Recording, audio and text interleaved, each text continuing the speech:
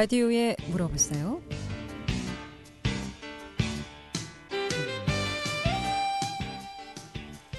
여러분 안녕하십니까? 라디오에 물어보세요. 진행의 김혜정입니다. KBS 원주방송국 라디오에 물어보세요는 매주 월요일부터 금요일까지 우리 생활과 밀접한 다양한 분야의 생활 상담을 해드리고 있습니다.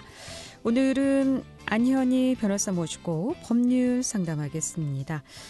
특히 주택 상가 임대차 보호법 중심으로 상담을 하겠고요. 이 밖에도 가사 분쟁이라든가 땅 문제, 돈 문제, 또 고소 고발, 또 사고나 분쟁으로 법률적 조언이나 상담 필요하신 분 지금 전화 주시면 전문가의 상담 바로 받을 수 있겠습니다. 지금 전화 주세요. 이용원 씨 상담 전화 알려드립니다. 이용원 씨 상담 전화는 764국에 6335번, 764국에 6336번 두 대의 전화 준비되어 있고요. 전화 참여가 어렵거나 또 곤란하고 어려운 경우에는 50원의 정보 이용료있는 문자 샵 8950, 샵 8950으로 상담해 주시면 되겠습니다. 이용원 씨 상담 전화 다시 한번 알려드립니다. 이용원 씨 상담 전화 764국에 6335번, 764국에 6336번 두 대의 전화 준비되어 있습니다. 안현희 변호사 모시겠습니다. 안녕하십니까? 안녕하세요. 네. 안현희 변호사입니다. 오랜만에 출연하셨습니다. 예, 오랜만입니다. 네네. 요즘은 어떤 상담이나 또 소송건이 많은지요? 일반적으로 부동산 또 거래 계약이라든가 이런 부분에 대한 계약 위반에 대한 소송이 많고요. 네. 또 가끔 이제 이혼 소송이라든가 그런 소송들도 종종 있습니다. 그렇군요. 자, 오늘은 최근 이슈가 되고 있는 임대차 3법, 주택상가 임대차 보호법에 대해서 좀 알아보도록 하겠습니다. 먼저 이 임대차 3법에 대해서 먼저 좀 들어보겠습니다. 임대차 3법이라면 어떤 법인가요? 예, 임대차 3법이라고 이제 포괄적으로 얘기를 하는데요. 네. 세 가지가 이제 전월세 신고제라는 게 하나 있고요. 그다음에 전월세 상한제, 계약갱신 청구권제 이렇게 세 가지가 있습니다. 그중에 이제 전월세 신고제라고 하는 것은 그 임대차 보호법이 아니고 부동산 거래 신고 등에 관한 법률 개정안에 따라서 들어간 제도고요. 전월세 상한제와 계약갱신 청구권은 기존에 있었던 주택임대차 보호법에 이제 새롭게 이제 규정된 그 제도라고 생각하시면 됩니다. 이 세 가지 중에서 가장 또 그 임차인들 입장에서 중요하다고 생각되는 것이 계약갱신 청구권, 그다음에 전월세 상한제가 되겠는데요. 계약갱신 청구 저는 이제 제가 생각하기에는 계약갱신 청구권이 이번 임대차 3법 중에서 가장 중요한 그런 법제다라고 생각이 됩니다. 왜냐하면 기존에는 계약갱신 청구권이 상가 임대차 보호법에만 있고 그러니까 주택임대차 보호법에는 없었어요. 상가 임대차 보호법의 최초에 계약갱신 청구권으로 이제 5년으로 규정하던 것이 7년이 됐다가 지금은 10년 동안 계약갱신 청구를 보호를 받기 때문에 한번 이제 그 상가를 임대해 주면 10년 동안은 최대한 보호를 거래하고 있는 이제 계약 기간을 통해서 한 10년 정도는 보호를 받는 이제 그런 수준이 됐거든요. 근데 지금 기존의 주택임대차 같은 경우에는 보통 이제 2년 계약을 하시고 한 번 정도 묵시적 갱신을 통해서 4년 정도로 보호를 받는 거 그 정도로 됐었고 혹시 묵시적 갱신이 안 되고 임대인이 곧바로 계약 거절하고 나가달라라고 하면 사실상 2년밖에는 이제 임대차 관계가 유지가 될 수 없었는데 지금은 적어도 2년 플러스 계약 갱신 청구권에 따른 추가적인 2년이 보호가 되기 때문에 최대 4년이 보호되고 중간에 묵시적 갱신으로 한 번 더 갱신이 됐었다. 그러면 2 플러스 2 플러스에 2까지 더해서 6년까지도 보호되는 이제 그런 제도가 되는 것이죠. 제 생각에는 지금 입법상으로는 한 번 이제 계약갱신 요구를 해서 4년 정도 보호를 하지만 향후에는 이것이 기간이 늘어나서 5년, 10년 이렇게까지 좀 늘릴 계획이 아닌가 이제 그렇게 생각이 돼서 이 부분이 제일 중요하고요.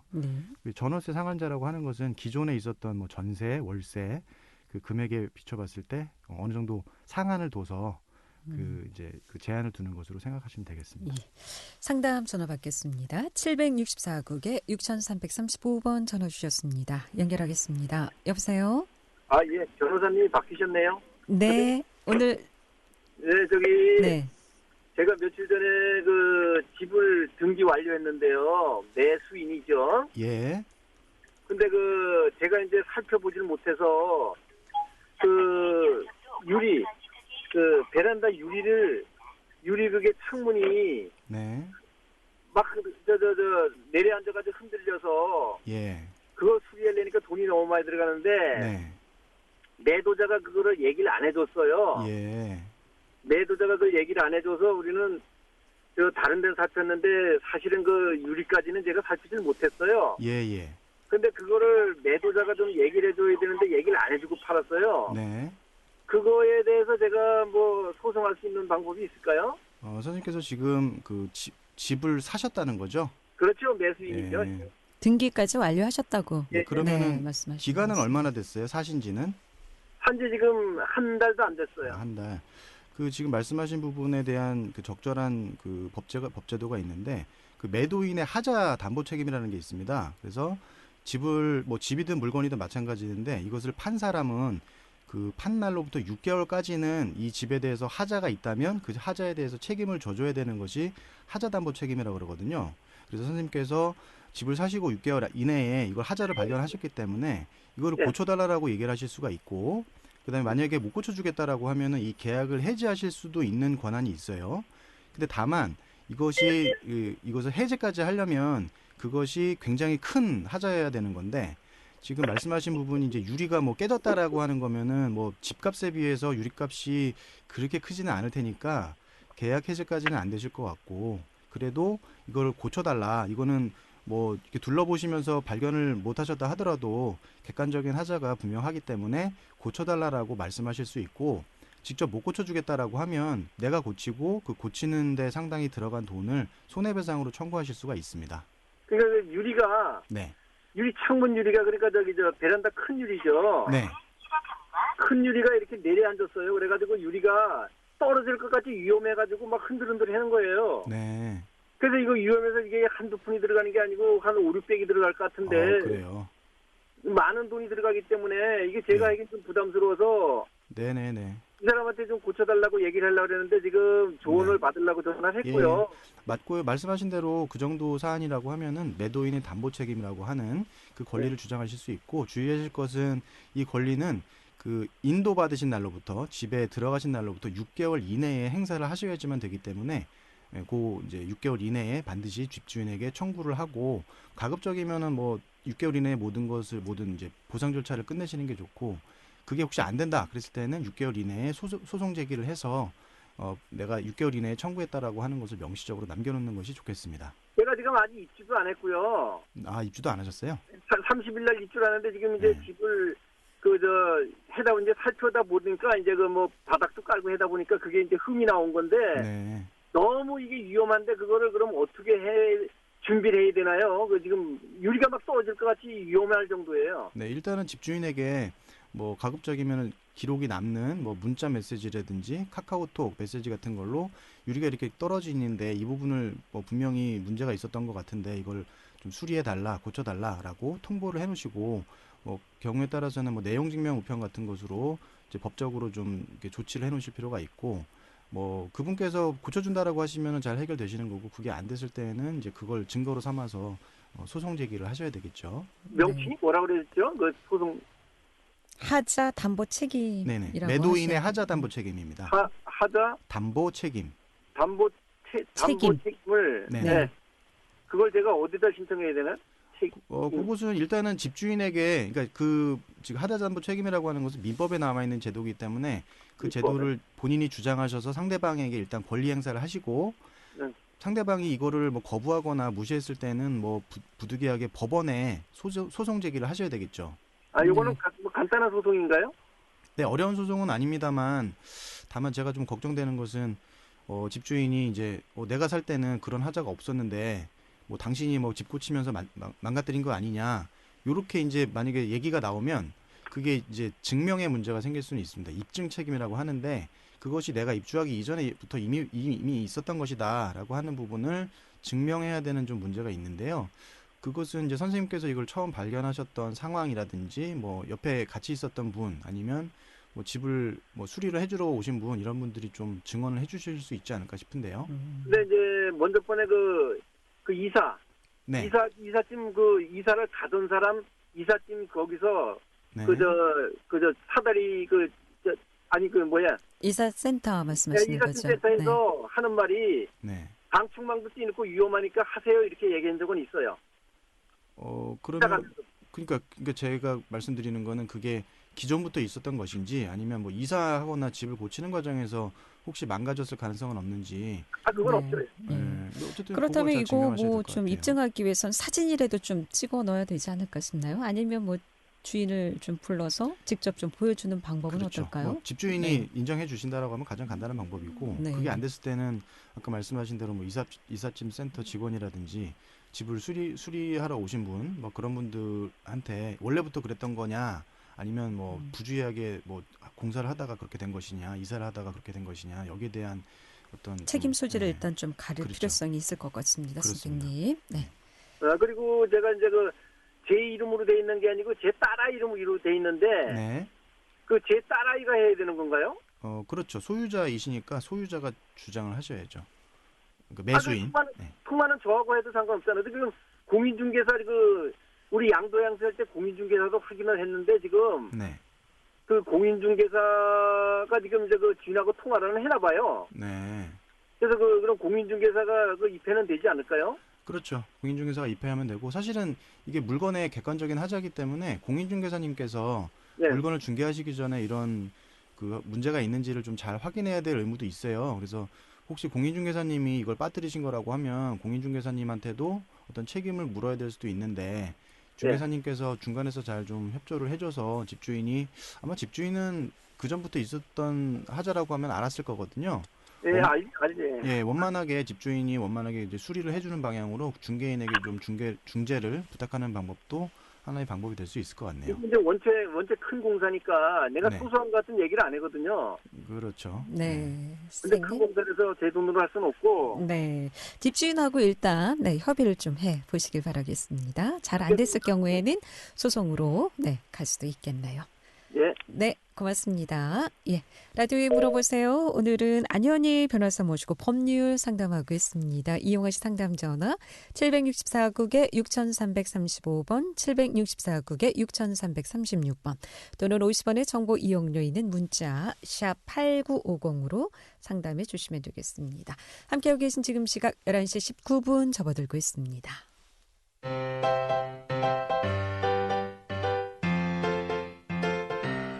건강정보와 생활정보를 전문가가 직접 상담해드리는 라디오에 물어보세요는 매일 11시 5분부터 40분까지 생방송으로 진행됩니다. 이 방송은 KBS 원주라디오 유튜브 채널을 통해 다시 들으실 수 있습니다.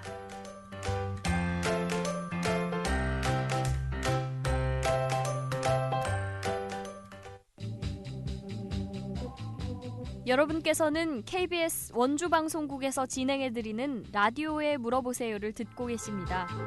라디오에 물어보세요는 매주 월요일부터 금요일까지 실생활에 필요한 생활 상담을 해드리고 있습니다. 라디오에 물어보세요. 지금 여러분의 상담 전화를 받고 있습니다. 전화 주실 곳은 764-6335번, 764-6336번입니다. 지금 전화 주시면 전문가와 바로 상담하실 수 있습니다. 네, 라디오에 물어보세요. 오늘은 안현희 변호사 모시고 법률 상담하고 있습니다. 법적인 조언이나 상담 필요하시면 지금 전화 주시기 바랍니다. 이용하시 상담 전화 764국에 6335번, 764국에 6336번 또는 50원의 정보 이용료 있는 문자 샵 8950으로 상담해 주시면 되겠습니다. 임대차 3법이 개정되면서 그 임대인, 임차인 간의 분쟁이 많다고 얘기를 들었는데요. 네네. 어떤 분쟁이 많은 건가요? 뭐 일단 예상해 볼 수 있는 것은 이런 것이 있습니다. 그러니까 특히나 이제 계약갱신 청구권과 관련된 문제인데요.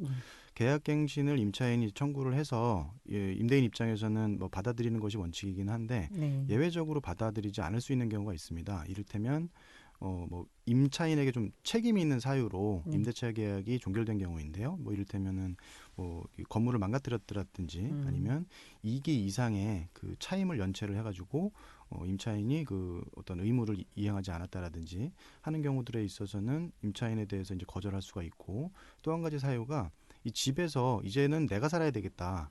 혹은 뭐 나의 아들, 뭐 나의 손자 이런 사람들이 살아야 되기 때문에 부득이하게 좀 나가줬으면 좋겠다. 이런 경우에는 이제 예외적으로 거절할 수가 있습니다.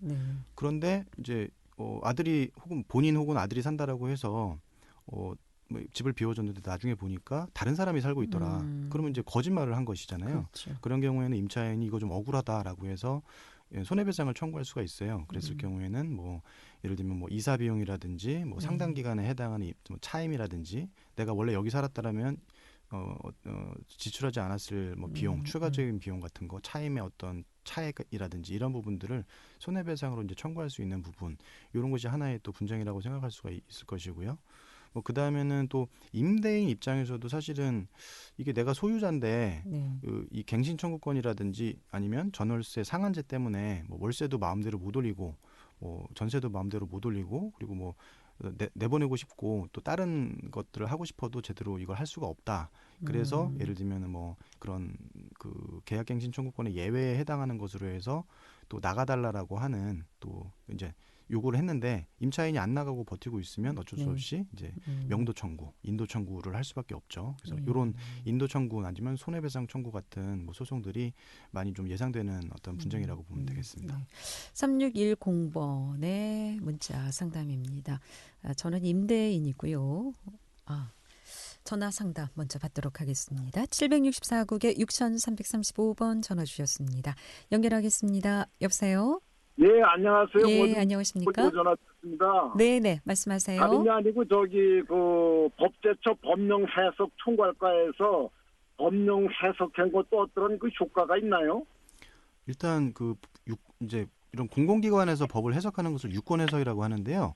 예. 유권 해석 중에는 법제처에서 하는 유권 해석에 가장 공신력이 있고 뭐 이 법에 대한 해석의 그 최종적인 해석 권한은 법원 이제 판사에게 있습니다만 그 전 단계에서 재판으로 가기 전에 그 어떤 법의 해석에 대해서 가장 최고 권위 있는 기관은 법제처라고 생각하시면 되니까 법제처의 법령 해석이라고 하면은 그 해석을 믿으셔도 거의 뭐 90% 이상 맞는 얘기라고 보시면 됩니다. 예. 그러면 그 뭐 행정기관에서 그 법제처 법령 해석 같은 걸 많이 인용을 하나요? 그렇죠. 그러니까 행정기관은 법을 집행하는 기관이지 해석하는 기관이 아니잖아요. 그래서 자기들 나름대로 뭐 선례들이 많이 있지만 만약에 선례들이 없다든지 아니면 선례가 있는데 이 선례와 저 선례가 뭐 부딪힌다든지 했을 때 어떤 것이 맞느냐 이런 걸 물어볼 때 그 공무원들도 실제로 법제처에 이 법령 해석을 의뢰를 해서 그 해석에 따라서 집행을 합니다. 그러니까 법제처는 법원에 가기 전 단계에서는 가장 권위 있는 해석 기관이라고 생각하시면 됩니다. 예, 알겠습니다. 예, 감사합니다. 고맙습니다. 예. 라디오에 물어보세요. 오늘 법률 상담입니다. 법적인 조언이나 상담 필요하시면 전화 주시기 바랍니다. 혼자 끙끙 앓지 마시고요. 지금 상담해 주시면 되겠습니다.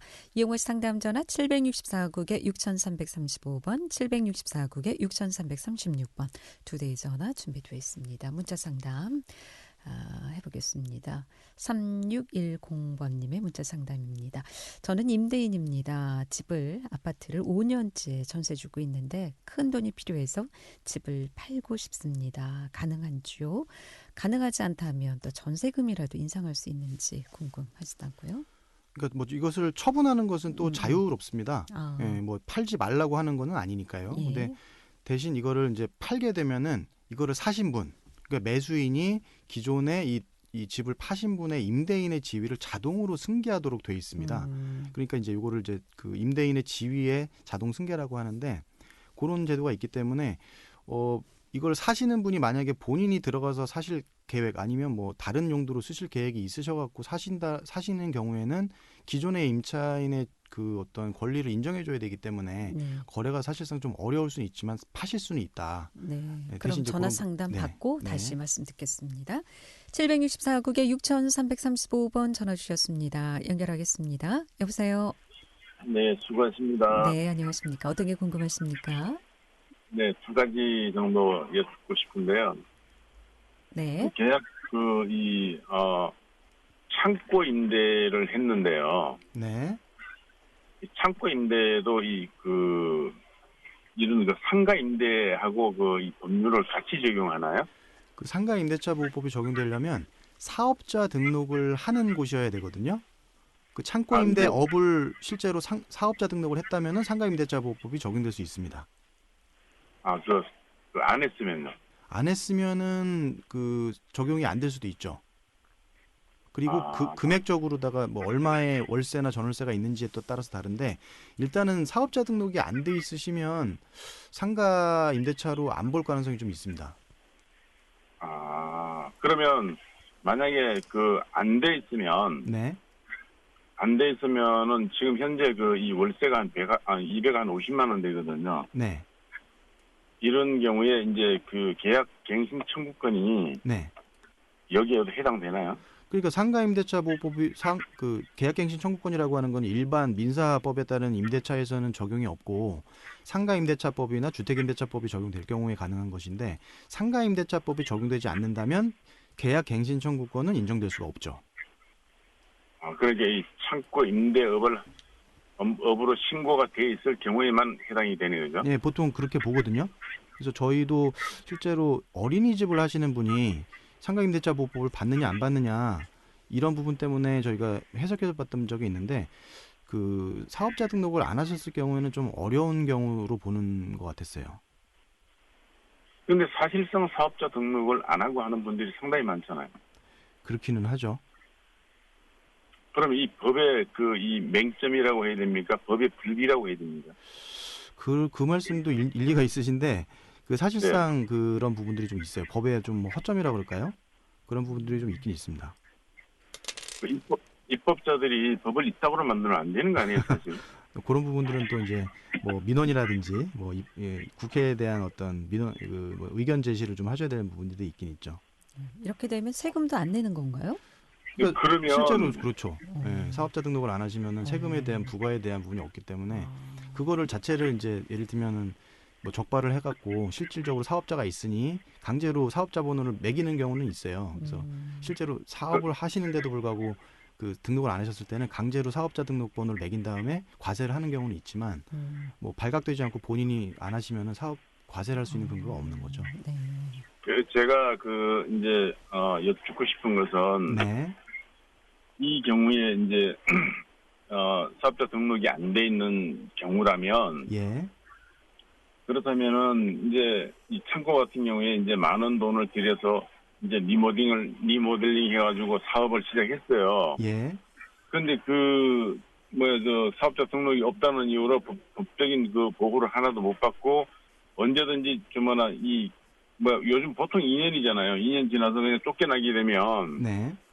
이거는 있을 수 없는 일 아닌가요? 근데 지금 말씀하시는 취지가 이걸 창고의 주인의 입장에서 말씀하시는 건지 아니면 창고를 임차인 입장에서 말씀하시는 건지. 임차인 입장에서 말씀드리는 거예요. 임차인이 창고를 지으셨어요? 리모델링을 하신 것 거예요? 같은데. 창고를 빌려서 네. 빌려가지고 리모델링을 상당한 돈을 들여서 했단 얘기죠. 그러면은 그런 분들은 본인이 임차인 입장에서 보호를 받으시려면은 법에서 정하고 있는 그 절차를 따라서 사업자 등록을 하시면 될 것 같은데요. 그 말씀이 아니라 이제 사업자 등 그렇죠. 자기가 창고 임대업을 하실 거니까 그죠? 거기서 사업을 하시는 거니까요. 창고를 자기가 건물을 대여를 해서 거기에 리모델링을 해서 뭔가를 채워서 거기서 수익을 얻으실 거잖아요. 이제 이 제조업을 할 생각이거든요. 제조업을요?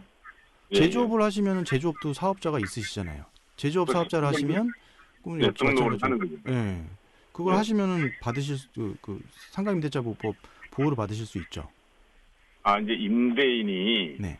임대인이 사업자 등록증을 이제 내고 사업을 해도 상가 임대차 보호법을 적용받을 수 있다. 그러니까 임대인이 아니라 임차인, 빌리시는 분, 세입자. 그러니까 임차인 얘기. 그렇죠. 세입자가 받으시는 거예요. 사업자 등록을 임대인이 받으시는 게 아니라 세입자가 받으셔야 되는 겁니다. 그러면 임대인이 네. 사업자 등록이 돼 있건 안 돼 있건 그건 상관없어요. 관계 없습니까? 그러면 관련해서 이게 이 계약 청구권을 몇 번까지 연장할 수 있습니까? 그거는 최대 기간을 상가시잖아요.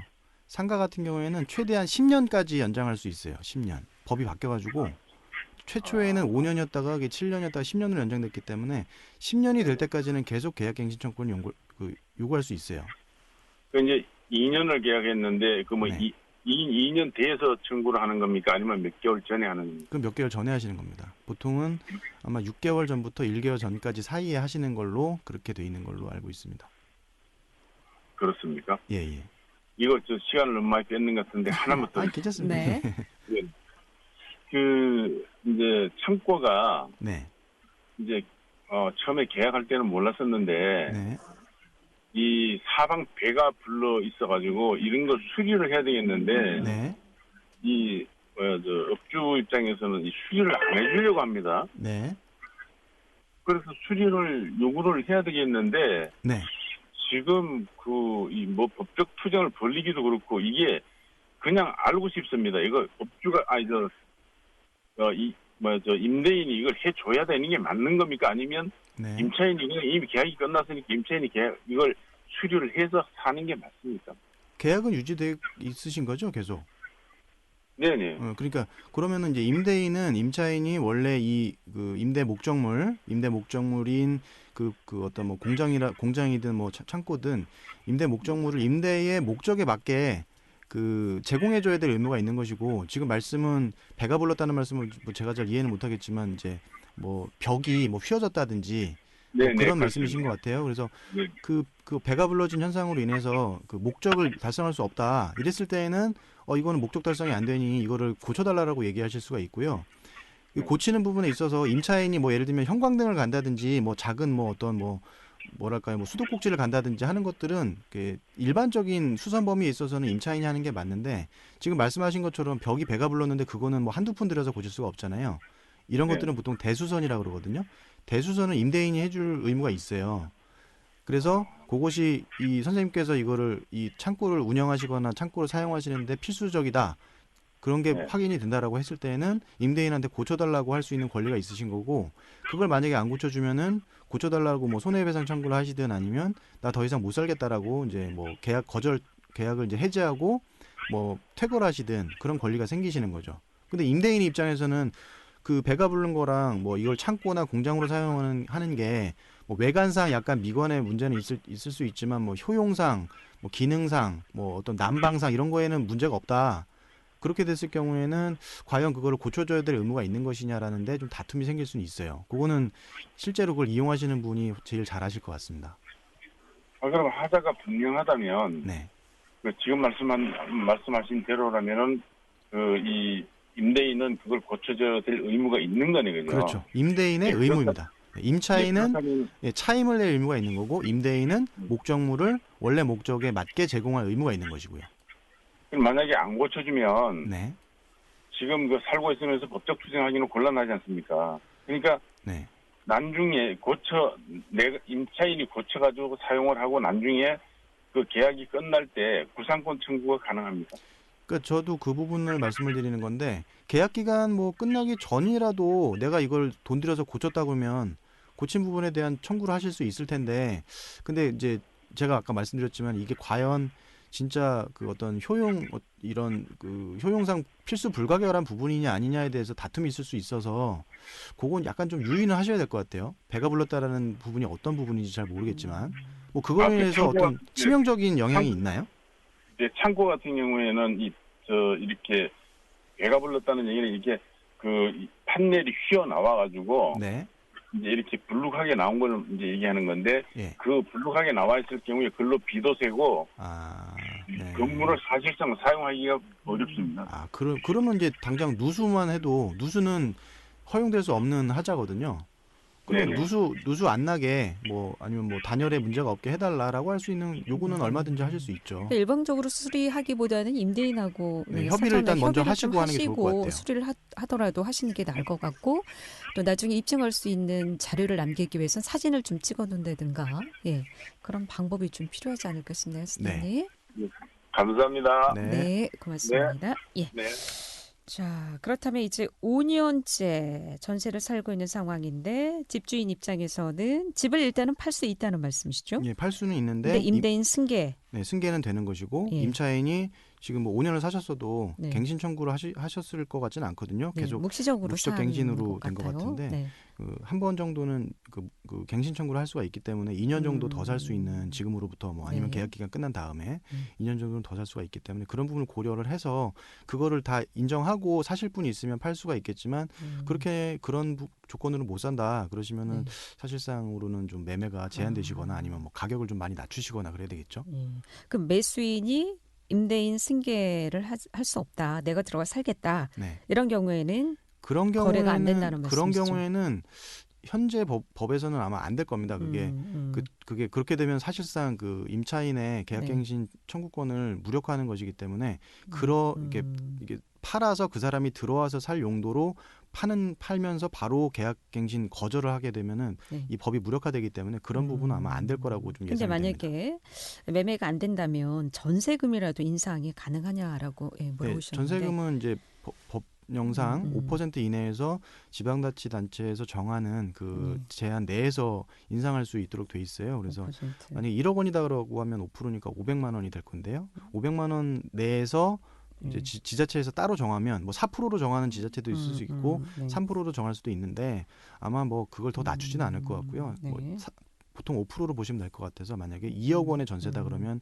지금 5%인 1,000만 원까지는 올리실 수 있고 그 이상은 법적으로 올리실 수 없도록 돼 있는 겁니다. 근데 이 시세라는 게 있지 않습니까? 네. 5년 전에 이제 너무 싸게 전세를 줬다. 네네. 지금 2억인데 보통 네. 뭐 같은 아파트 같은 기준으로 봤을 때 나는 지금 1억 5천에 전세를 주고 있다.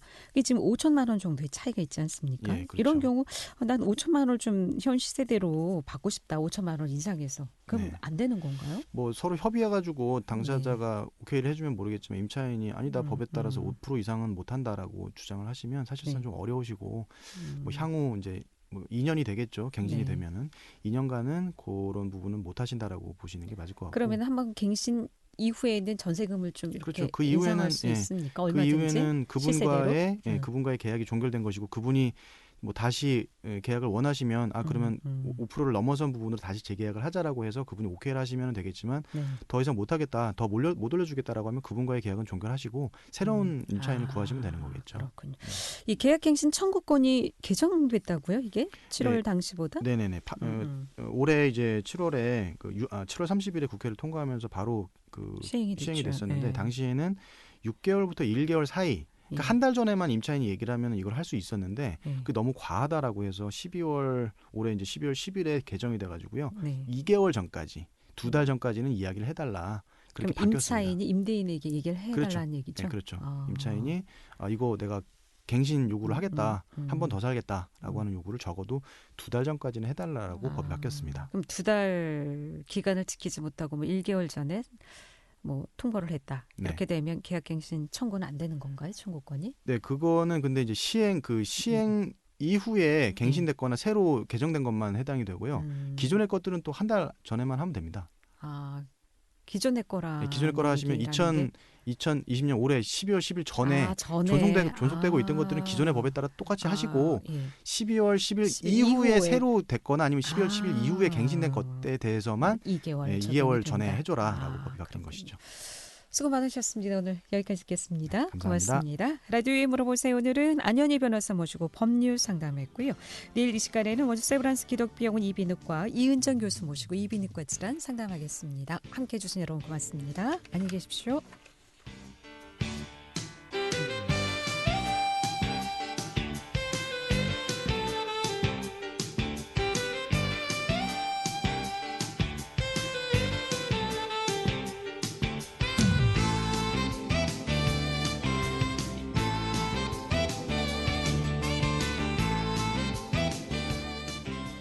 시각은 11시 40분입니다. KBS